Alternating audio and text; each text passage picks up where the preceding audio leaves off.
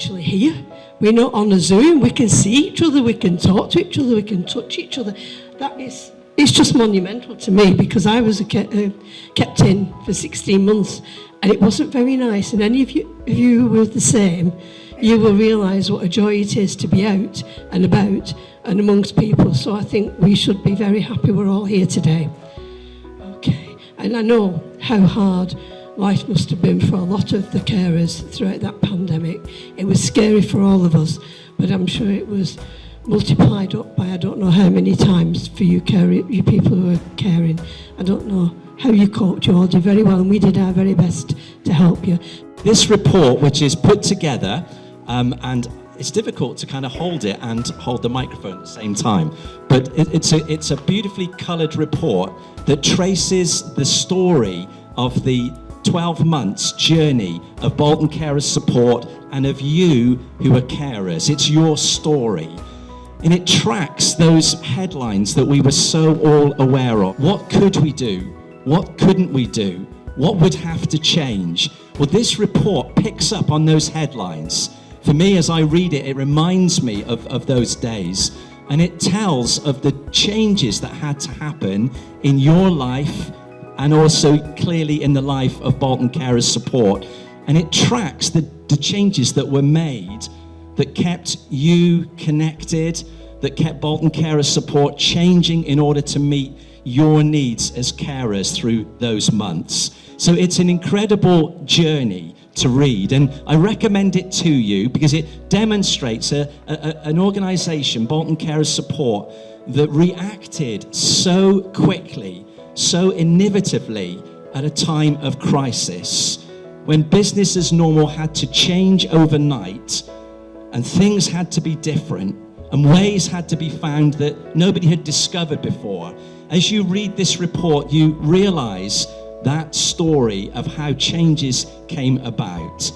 For me, it's really heart-touching, because within the report, your voice as carers is clearly heard. The recognition that for you, of all people, those pandemic months, and perhaps even still continue to be the toughest of circumstances, the hardest of situations, and your voice is clearly heard in this report. I met the love of my life at Dawn Grammar School in 1959. She was 15 and I was 16. We love the mountains, and we've done many mountains all over the world. And every year we went to Slovenia to walk in the Julian Alps. On our return from Bolton, Barbara did not feel well, which was a rare occurrence. Eventually, after many false dawns, including losing her, she had the op, which was a repair and a double bypass. And then the tremor appeared. And for about 12 months, nobody would diagnose the Parkinson's or the dementia. But it was a cardiologist in Bolton who recognised and detected Parkinson's. And in her words, which I always remember, was, "Your plumbing's working, Barbara, but it's the bloody Parkinson's." From there on, it was a steady trail across many specialities: neurology, memory team, Parkinson's, nurses, and so it goes on. The last 2 to 3 years have been particularly difficult, and COVID did cause me a lot of problems. Because Barbara had complex needs, I did all the phone consultations with the speaker on so she could hear me. Reviewing medicines daily, and sadly, because of the specialities you're on, they weren't all singing from the same hymn sheet. On the 11th of October last year, Barbara was admitted to Bolton Royal Infirmary by an ambulance. And she was then moved to Greenway, Trafford, on the 4th of December last year. Because of the COVID, I did not see her until Christmas Day, and shocked at how she deteriorated. When they got her as far as she could, she was transferred to Birdswood House in Bury. Sadly, she's there with 1-to-1. We couldn't see the home because that wasn't the case. Although my wife and I were so opposite, she was happy in her own company and family, but I need people. I've been very, very active with refugees and asylum seekers for many years, and something that I value very deeply is that they put their trust in me, and they do not trust their governments or authorities in their previous country or ours. Barbara survived COVID, but I succumbed to it in June this year. Barbara was sectioned under mental health this year and the deprivation of liberty. All this is very raw to read, but Barbara is now in a safe place, and most of the time she doesn't know. It will be her worst nightmare to be in a home. My big mistake was keeping her at home too long. I think care and arrogance played a big part there. I don't know when I met Lauren. I think it's about 18 months ago. I think it was a sheer cry of help. It's lonely being a carer, especially with COVID, because friends don't know what to say to you. Over the last 12 months, he has been fantastic in his support for me. He has the fantastic ability to judge my mood. His weekly chats are looked forward to and are very diverse. He can talk about anything from gardening, football, walking. Two things we leave out are religion and politics. I would love to have his skill. I'm normally a bottle half full person, but this last 2 years have tested me. People do not know what to say to me. God had been my rock all of these years. And our two sons said many years ago, Rome wasn't built in a day, but with our mum, it would have been. I miss her desperately. One person can't change the world, but one person can change your world. Thank you, Lauren.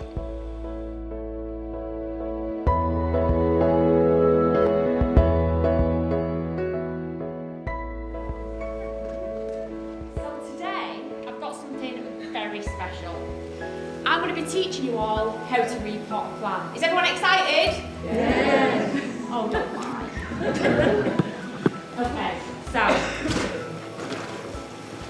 do we have any avid gardeners in the audience at all? Oh, one? Fantastic. So if I'm doing anything wrong, please don't say anything. Just keep it stuck. Okay. So, plants, I personally feel, are the most important things in the world. I'm a bit of an eco-friendly person. I love plants, I love trees, that sort of thing. I draw the line at hugging trees, but you know, it's all there all the same. Now, this plant needs repotting. Plants are very important to help us breathe and to help us just sort of sort through our lives on a daily basis. I'm sure everyone during the pandemic at some point took a walk through the park and it helped us all calm down. If we didn't have them in our lives, everything would cease to exist. If we didn't have trees and plants, life itself would be like a barren wasteland and nothing would be left to us. We wouldn't exist. So this plant I bought about a year ago. It was really a lot smaller. I think it was probably about this size. I don't know if you can all see that. But it was really tiny when I bought it. But with proper care and attention and feeding, it's grown to a much bigger size. But now it needs a bigger pot because it needs room to grow. Now when you look at this plant, what do you see? Anybody? No silly answers, it's alright. Okay, so when I look at this plant, it kind of reminds me of BCS, and I'll tell you why. Because this plant is something that has brought me a lot of comfort during lockdown, which is probably strange for a plant, I know, but bear with me. It was something that I could look at every day, and it was something that I knew I'd looked after and I'd cultivated. Now, what do you see with BCS? Much like a plant, they have a lot of fruit on their trees. Yeah? Like a plant, it's got a lot of fruit and a lot of leaves. And so, a few of those leaves are things that are very important. For example, you've not got it. Peter, you disappoint me. It's alright, I'll let you off. So, the things, if you can imagine this plant is BCS, imagine its leaves are the things that it offers.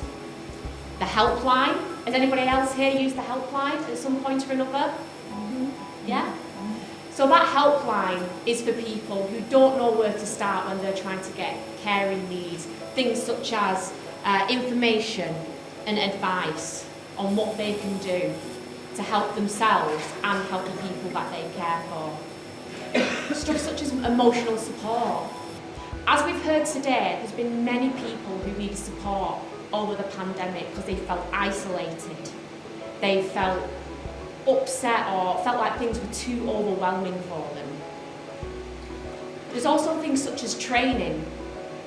Training such as learning how to care for people, to stuff that's a little bit more fun, like pottery classes or even knitting and things like that. I heard there's a knit and natter. Is that true, knit and natter? Have you been doing that, Peter? I don't know. Similar, all kinds of creative things. Creative training and things like that, just to help people sort of let loose and to let go of their everyday troubles. There's also things such as respite breaks. Every carer needs a respite break. I'm sure everyone's taken advantage of that. We also have things such as benefits advice. These things, like benefits advice, is to help people to ensure that they're getting the right sort of benefits and the right sort of advice that comes to it, so that they know exactly where to go and who to speak to and make sure they get to the right people. We also have outreach and telephone befriending. I personally think telephone befriending was really important to a lot of people, especially during the pandemic, because a lot of people felt isolated, whether they lived on their own or whether they were living with other family members. But as main carers for someone, they needed someone to speak to, and it can be incredibly lonely. And we also talked about support groups as well. So all these different leaves all represent the different things that Bolton Carer Support gives us. Now, let's have a look at what else we have. So let's start filling our pot, shall we? Because when you're growing your plant, you need a lot more room to ensure the roots are fully looked after. And what really matters is how we maintain and grow that plant and make sure it gets bigger and better and more beautiful through time. So, how do we do that? How do we look after the roots? Well, let's give this a little pull. Oh! Oh my gosh, look at that, guys. Can you see all them roots? Those roots are doing all the unseen work. They're making sure that this plant grows healthy, it grows big and beautiful. So all the work that Bolton Carer Support does on the top shows us these beautiful, lovely, lush green leaves. But what about these guys here? These absolutely packed and gorgeous roots. These are the things as well that we don't see, that is doing so much work to help these leaves grow. Let's just pop that in there. So I've got a lot of plants at home, and believe it or not, I've got too many. Lots of people bought pelotons and pets during the pandemic. I bought plants. I know. Now, I don't know if you know this about trees, but they're incredibly social creatures. And I say creatures because they are living things. Did you know trees in a forest will know when another tree is sick and needs help? Did anyone know that? Yeah. What it'll do, all their roots connect to each other. And if one tree is sick, all the other trees will sell nutrients and help to ensure that tree doesn't die, starve, or come under any other threat. They all look after each other. That's exactly what Bolton Carer Support does.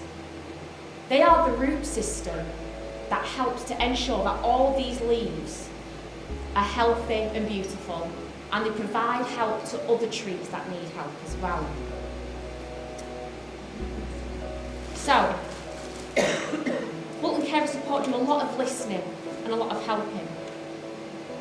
But there are a lot of things that maybe don't go seen, that you don't see happen on every single daily basis as much as you see these leaves. So for example, partnership working. They've worked with different partners across Bolton to ensure every single carer gets the help that they need. They promote carers' issues, as we spoke about before, making sure that your voice is heard. They also do strategic borough-wide involvement. That's it, making sure that everyone around Bolton who can help, does help. Trying to get people involved, very successfully, I might add. And there's also making sure that the link between carers and statutory organisations aren't only made, but they grow stronger, much like the roots. There's also fundraising. I think, in my opinion, the soil is much like the fundraising. We need to repot this plant because its roots need to get bigger. It needs to get more beautiful. And the soil, which is fantastic at making sure that this plant gets all the nutrients, or shall we say, funding, that it needs to be replenished. There's a lot of things that go on with fundraising. I'm sure you have a few stories, don't you, Georgia? Alison may do. Really, do you want to tell us some? No, I don't want to speak to you, she says. But the thing is, what's important about the soil, also known as the fundraising in this case, is that it keeps getting replenished. It keeps getting what it needs. You can't just pot a plant and just hope for the best. You've got to ensure that every so often it gets a little bit of extra because it needs those nutrients, not only to maintain what it's doing, but it also needs those nutrients to ensure it can get bigger and better.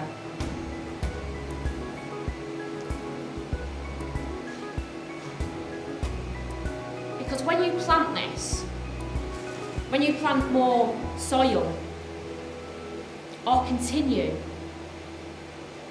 with the planting of the soil, continue with the funding, all you're going to see is a much more beautiful, a much more bigger plant.